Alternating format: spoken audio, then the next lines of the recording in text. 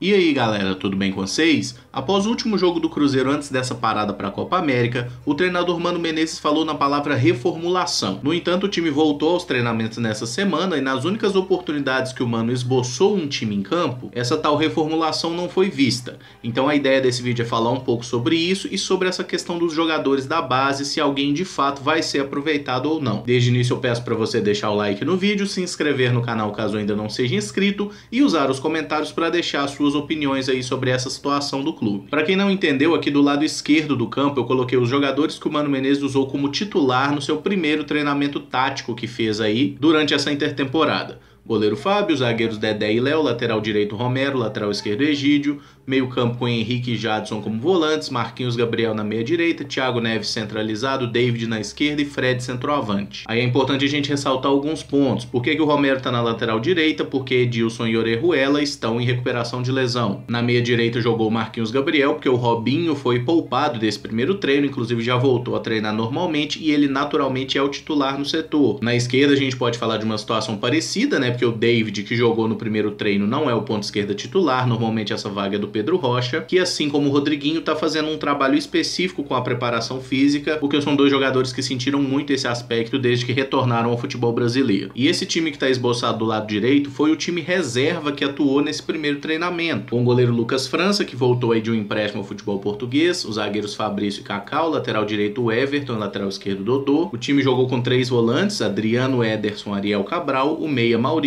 e os atacantes Raniel e Sassá. Até por a gente não ter acesso aos treinamentos, não dá para saber se jogou com Maurício e Raniel abertos ou se usou de fato aqui, né, aquele diamante aqui com um meia central e 2 atacantes mais espetados. Mas as duas hipóteses são bem realistas. Aí vem aquele questionamento: o que a gente estava reclamando do time do Cruzeiro? Lentidão. Com Marquinhos, Gabriel e David pelos lados, é possível que melhore esse aspecto? Sem dúvida, são dois jogadores que têm característica de acelerar pelas pontas. No entanto, a gente sabe que o Marquinhos Gabriel treinou como titular por uma questão circunstancial, porque pelo que tudo indica, o Robinho vai continuar sendo meia direita. Aqui na frente, Thiago Neves e Fred, dois jogadores que foram bem questionados em alguns momentos da temporada. O Thiago Neves deu uma boa resposta nos últimos jogos, marcou alguns gols importantes e o Fred, além de ter sofrido com uma lesão, está a 9 jogos sem marcar gol. O problema é, os outros atacantes disponíveis, Sassá e Raniel, também não conseguiram aproveitar, né, essas oportunidades, não agarraram aí a camisa 9. A defesa que tem sido muito criticada, Dedé e Léo mantidos como titulares. O Henrique, né, que é o primeiro homem de marcação no meio campo, também parece seguir com seu prestígio intacto com relação ao treinador. E aqui eu acho sempre importante ressaltar que o outro primeiro volante, que seria o Romero, já tá jogando improvisado na lateral. Mas o meu grande ponto é, a partir do momento que o técnico fala em reformulação, o time sai por uma intertemporada, fica aí praticamente 10 dias sem treinar, volta aos trabalhos e o técnico monta a mesma formação praticamente, trocando apenas o Jadson pelo Ariel Cabral, o que acho que a maioria de nós concorda que foi uma boa medida. Mas onde que tá a reformulação? Qual a expectativa que a gente tem realista de que o Cruzeiro seja um time diferente nessa segunda parte da temporada? Porque uma coisa é fato, a partir do momento que nada tá dando certo, a gente tá com dificuldades, tá na zona de rebaixamento do campeonato, alguma coisa diferente tem que ser feita. Você não pode esperar resultados diferentes fazendo sempre a mesma coisa. E outro aspecto interessante que eu acho da gente pensar é na questão de uso de jogadores da categoria de base. Nesse esboço de elenco a gente tem 32 jogadores, sendo 4 goleiros, né? Então são aí 28 atletas de linha. E já estou considerando aqui as recentes modificações que foram feitas, né? A saída do Michel e do Marlon para o time de base, a ascensão do zagueiro Edu, inclusive o retorno do Lucas França. Então basicamente esse é o elenco do Cruzeiro de hoje, dia 27 de junho. Pega esse time titular da esquerda aqui e nenhum desses jogadores é oriundo da base do Cruzeiro. O Fábio e o Fred inclusive passaram pelo Cruzeiro quando mais jovens, né, mas nenhum deles jogou de fato na nossa base.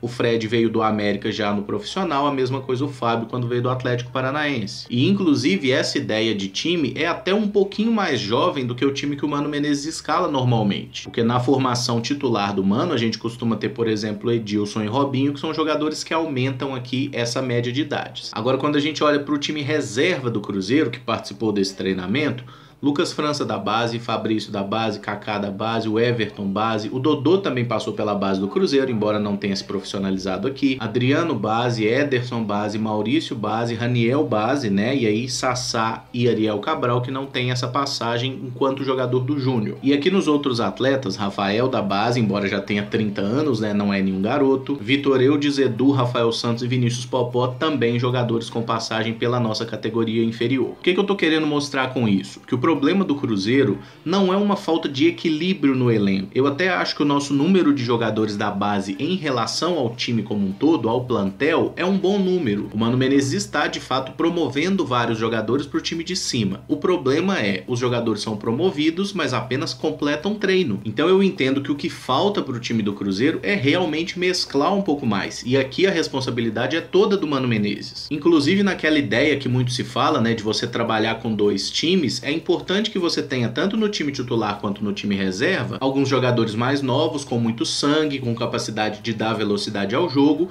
e alguns jogadores experientes para chamar a responsabilidade. Essa falta de oportunidade para os jogadores da base fica ainda mais clara quando a gente faz essa análise aqui do que eu imagino que seja hoje o time titular do Cruzeiro na cabeça do Mano. Isso porque eu entendo que quando o Edilson tiver condições físicas ele vai voltar a ser titular, a gente conhece o Mano Menezes, sabe que ele confia no jogador, por mais que nós torcedores não tenhamos essa confiança. O Egídio deve ser o titular na esquerda, Dedé e Léo devem ser mantidos. No meio o Henrique vai seguir, aparentemente o Jadson tomou a vaga do Ariel, que acaba sendo uma mudança positiva, e aqui eu entendo que com Pedro Rocha e Robinho bem fisicamente, eles vão ser titulares, Robinho na direita, Thiago Neves centralizado, Pedro Rocha na esquerda, e na frente devemos seguir com o Fred. É aquele esquema, 11 titulares, nenhum jogador jovem, nenhum jogador da base. Ou seja, os jogadores que sobram em tese, né, aqui nós temos 10 jogadores, são justamente os 10 jogadores da base. Quando o Mano Menezes faz o esboço de time titular e time reserva dele, quem sobra é justamente a garotada. E é por isso que eu defendi até em um vídeo, né, que fiz aquela lista de dispensa,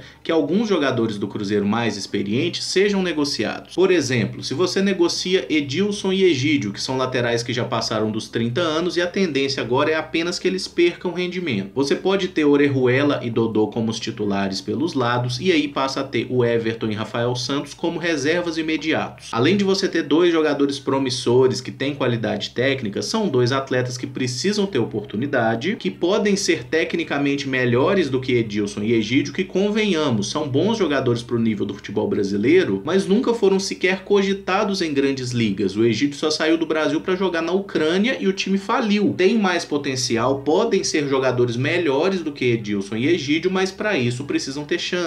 A mesma coisa se aplica à zaga. Eu gosto muito do Léo, mas vocês não acham que tá na hora de, por exemplo, dar uma sequência pro Fabrício Bruno? É um jogador novo, que já tem certa experiência, não vai sentir jogos importantes, e o Léo poderia ser um cara muito importante jogando até mesmo aí num segundo time. Se, por exemplo, a gente usa esse time para jogar Copa do Brasil e Libertadores e o daqui para jogar Campeonato Brasileiro, o Léo numa zaga com o Kaká, por exemplo, é um cara que passaria muito conhecimento pro Kaká, deixaria o nosso zagueiro mais tranquilo, enquanto o Fabrício Bruno poderia pegar aí boas dicas também com o Dedé, além de ter uma vantagem, né? O Fabrício Bruno é bem mais alto que o Léo, então isso elevaria também a nossa qualidade na bola aérea. Eu fiz até um levantamento, né, de quais os jogadores que o Mano Menezes promoveu ao elenco principal do Cruzeiro desde que ele chegou ao clube. Em 2015, naquela primeira passagem, ele não subiu nenhum jogador do sub-20 para o profissional, mas foi ele quem deu sequência para o Marcos Vinícius e para o Alano, jogadores então de 20 anos que tinham sido promovidos naquela temporada. O Marcos Vinícius pelo Marcelo Oliveira,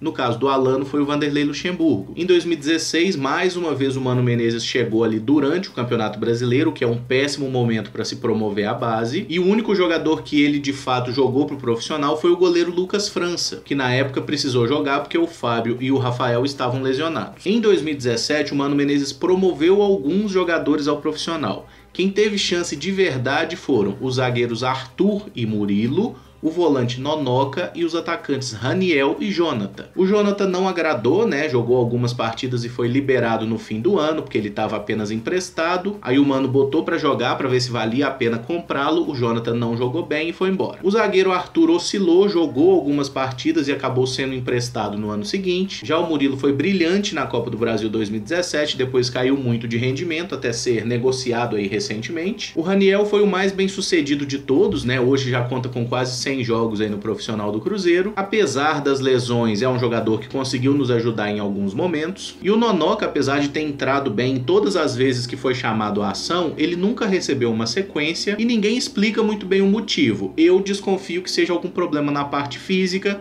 porque ele também não jogou enquanto esteve emprestado no Sport. Na temporada 2018, o Mano lançou o zagueiro Kaká, o lateral Rafael Santos, o volante Ederson e o atacante Marcelo. No último jogo do ano teve até o menino Alejandro, né, do Sub-17, que foi usado pelo Sidney Lobo, mas eu não considero ele nessa conta porque foi uma questão muito específica que os jogadores já tinham entrado de férias. E nessa temporada 2019, o único jogador que o Mano Menezes lançou da base no profissional foi o Vinícius Popó, que entrou em alguns jogos do Campeonato Mineiro. O problema é que em todas essas temporadas nós tivemos vários jogadores da base compondo o elenco e não jogando nunca. Situação que a gente vê hoje aí, o Vitor Eudes, o Marlon, o Kaká, o Edu, o Everton, o Rafael Santos, o Adriano, o próprio Ederson, Maurício, o Michel, que até voltou pro Sub-20, e o próprio Vinícius Popó. Por isso eu considero que existe uma parte da história que o Mano Menezes tem sim a sua responsabilidade. E a gente não pode ficar passando pano para ele. Eu já deixei bem claro em diversas oportunidades que gosto do trabalho do Mano, acho que ele é um bom técnico e tem que ficar até o final do ano. Agora, o Cruzeiro tem que começar a pensar a médio e longo prazo. O Mano não vai durar para sempre. Na melhor das hipóteses, o Mano vai ficar no Cruzeiro até dezembro e pro ano que vem nós vamos ter que nos virar. Então eu entendo que já passou da hora de iniciar um planejamento efetivo de uso da base e justamente essa coisa de mesclar o elenco mesmo. Não precisa jogar sempre com um time mais velho, você pode ir reformulando as coisas. Tem um fator que eu não abordei nessa história toda, que é a parte da torcida, inclusive nessa subida de jogadores da base pro profissional. Todo mundo lembra muito bem do que aconteceu no ano passado, né, naquele jogo Cruzeiro e Vasco no Mineirão,